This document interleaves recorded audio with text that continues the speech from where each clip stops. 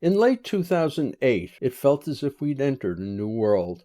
The Republicans were out of office, people of color were being appointed to key positions in business and government, and a black man had just been elected president.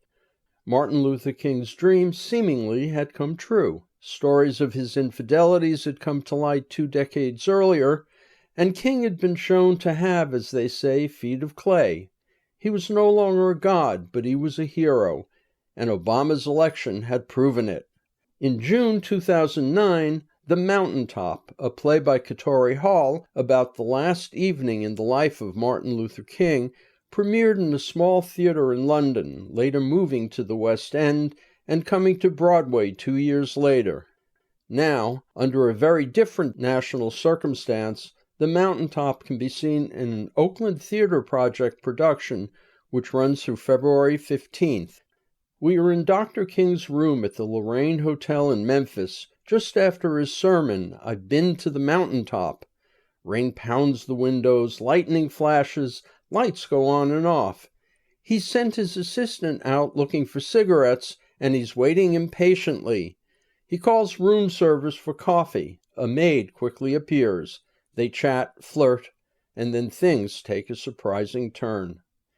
In this staging, King's motel room is also his tomb. We are not quite in the real world.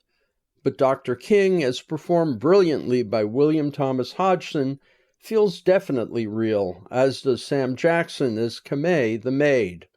Also real is the intimacy of the theater, especially during the play's various moments of crisis when the audience feels like part of the production. The times are very different now than back in 2009. As the co-director of the production, Michael Socrates Moran writes in the program, "Today it may very well be that the fate of our democracy hinges on the capacity of citizens to engage in nonviolent resistance against armed federal paramilitary troops." Dr. King's worldview, he goes on, stands as a bastion for radical humanization, not only in the face of fascism, but also in the face of a status quo that privileges peace over justice, equality, and freedom.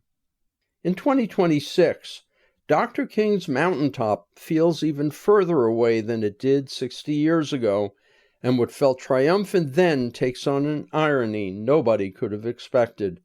But the play's focus on King's humanity and the humanity of his message still resonates, as does the power of theater in this formidable production. The Mountaintop plays at Oakland Theatre Project through February 15th. For more information, you can go to oaklandtheatreproject.org. I'm Richard Walensky on Bay Area Theater for KPFA.